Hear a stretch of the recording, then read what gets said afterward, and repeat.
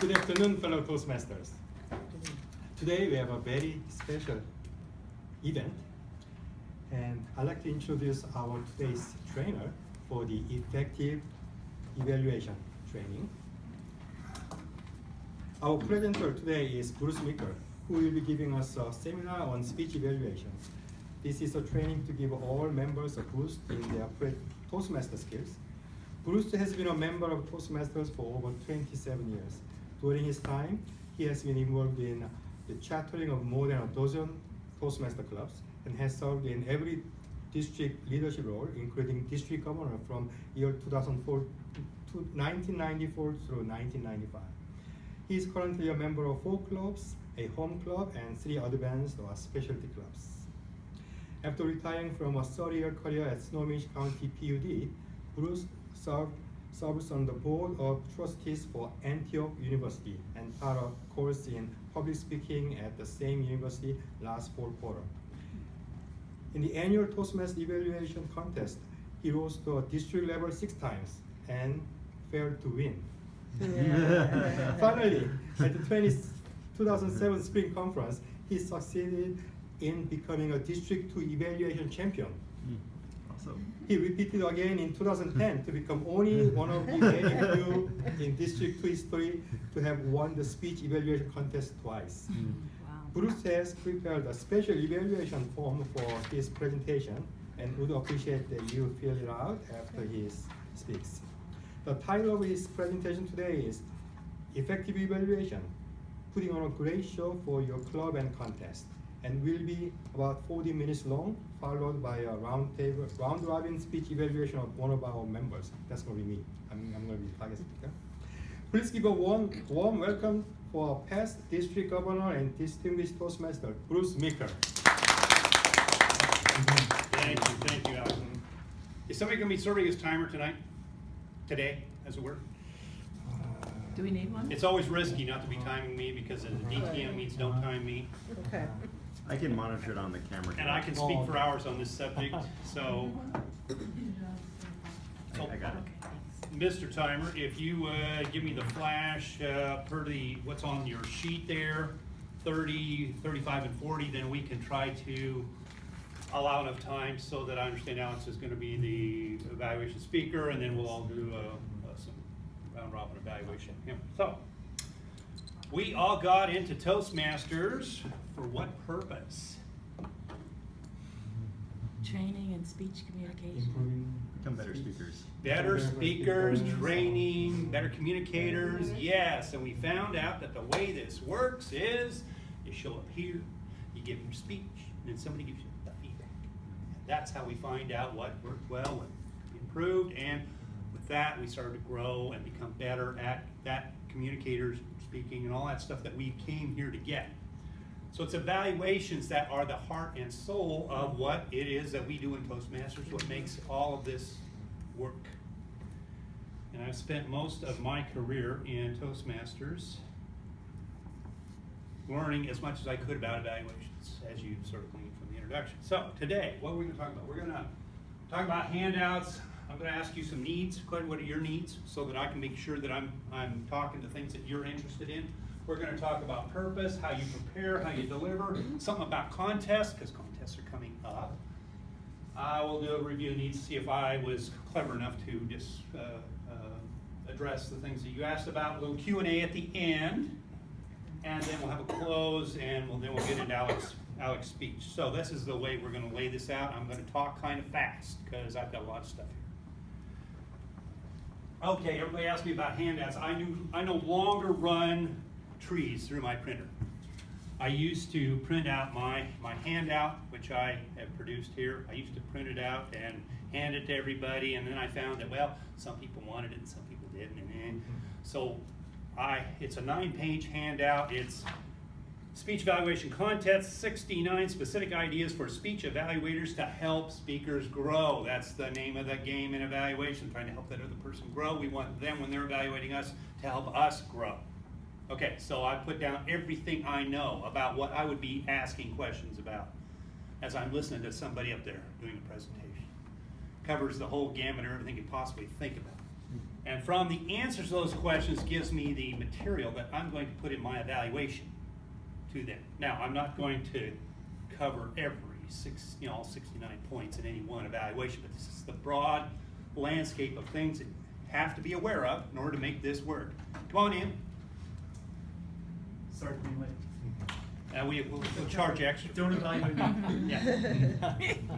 I will also provide you, besides the electronic version of this handout, we can do it one of two ways. I can either send it to Alex and he can distribute to all you guys. Sure.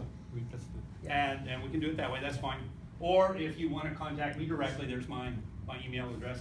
I will also provide you with a PDF of the slides that you're going to see here. So that I will also make available to Alex and anybody who wants to email me. That way, it all, the email stuff is painless. So let's move on. So what are your needs? What is it that's challenging about evaluations for you? We'll write these things down, and that will kind of cue me to make sure I try to cover them in my presentation. So talk to me. Yeah. Overcoming the feeling of criticizing. Feeling of criticism. Or being critical. Yeah, and that word critical is interesting. We will talk about that. Yes. Did you have your hand up? No. Oh, Go ahead. I just say just being able to find something to improve on. I mean, I struggle with that, finding an area of improvement. Because I like everybody's speech. We'll just call that finding improvements. Okay. We'll talk about that. Yeah. Other needs, challenges. What's difficult about this evaluation process? Techniques on how to be effective in giving feedback. I don't know. I mean, I think that's what you're going to be talking about. But whenever I'm trying to evaluate something, I just don't know what's the most effective way to do it. Okay. I will give you structure and some things that will kind of help you answer this question. Anything else before we launch? Okay, we'll leave that there. Maybe other questions will come up. We have Q&A at the end. Let us begin. Feedback, evaluations are only about two things. Makes it real simple. All you have to remember is that you're going to tell that person what it is they're doing well. What are their strengths as a speaker today as you heard and experienced their presentation. These are the behaviors that you're telling them, in your opinion, you think they should keep. Because we don't know what behaviors we should keep until somebody gives us that feedback. This is what the evaluation process works so well for everybody. You're also going to offer some suggestions for improvement. How do you think this is going to get better from your perspective? Okay. Those are the only two things we worry about. Everything we talk about in evaluations is oriented around these two concepts. So with that, let's talk about preparation and delivery. So before the meeting starts, I know I've been assigned to be somebody's evaluator. I'm going to show up. I'm going to show up early. I'm going to get with that person. I'm going to get their manual. And I'm going to note that if they don't have a manual to give me, because if they're doing a quote-unquote non-manual speech, they're going to hear about that in my evaluation, because there should be no such thing as a non-manual speech. I'm working on my 17th, now they call them competent communicator. And I go through that over and over again in my home club. In my advanced clubs, I do the specialty speeches, the advanced manual stuff, longer speeches, that sort of thing. But in the home club, 5 to 7s, I do that over and over again, because it's always about practicing those basic skill sets that every speaker needs to have under their belt. Lord knows, even with 27 years, I need practice. It's just the way it is. So, I'm getting their speech manual. I'm going to review the project objectives that are highlighted right at the top of the evaluation page. So I'm clear on what it is I'm looking for. I'm going to ask them, is there anything about your presentation that you want me to clearly speak onto or about? Maybe they're on the visual aids, part of the CC manual. And yet they've been given feedback about their body language, how they use the space, other things that are in other projects, and they're trying to incorporate that material. So how well did they do that, as well as the whole business of the visual aids? Say. Okay, so now I know how I can be of service to this presenter. So I make note of that on my form, and I'm ready to go. So now I'm going to set up my form. How many of you are challenged with taking notes and using those notes to help you give feedback to people? Yeah.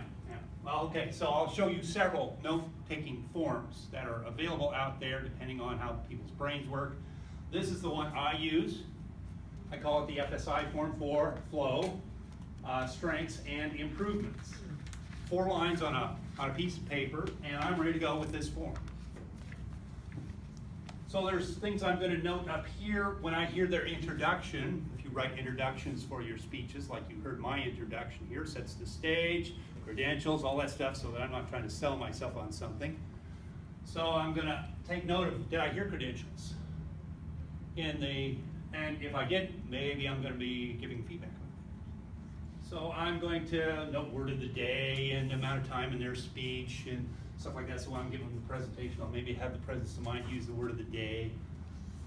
I'm going to be writing down here what they are talking about, the flow of their speech. And this is because I am a visual learner. I'm analytic, I'm linear, and so I have to see the speech for me to remember it and be able to process what I think worked well and what I think could be improved about it. Not everybody is like this. But this is the way I am, so I have that. This column over here is for that. Whatever they said, I'm making notes about that down here. As the speech is unfolding, and they're giving the speech, then over here I'm going to make notes about strengths and improvements in these 2 columns. When they're done with their speech, I've got all the material I need for my evaluation. I'm ready to go. Has been very helpful to me in being competitive in the evaluation contest. How many of you have been in the evaluation contest? Now, when you get in the evaluation contest, Alex, as you know, time is short. You get 5 minutes to compose your notes, then you give the notes back, and then you wait to be called in and give the evaluation, give you your notes back. Okay, so there's 5 minutes to put it all together. This has helped me be real efficient in that time to understand what it is I'm going to talk about. Down here, I'm going to put some overall impressions. Maybe it's an icebreaker speech. So I'm going to say, welcome to Toastmasters or something like that. With that, then I've got my notes. I'm ready to go with my evaluation pretty much as soon as they're done with their speech. That's because I've done this a lot. All right, let's talk about, I'll just show you. This is the notes I used for winning the 2007 district speech contest. Now you will note that this is not pretty. It doesn't have to be. It just has to work. It works for my brain. I could see the flow of his speech. These are the things I thought he did well. These are the things I thought he could improve upon. Work for me. Okay. There are other ways of doing this.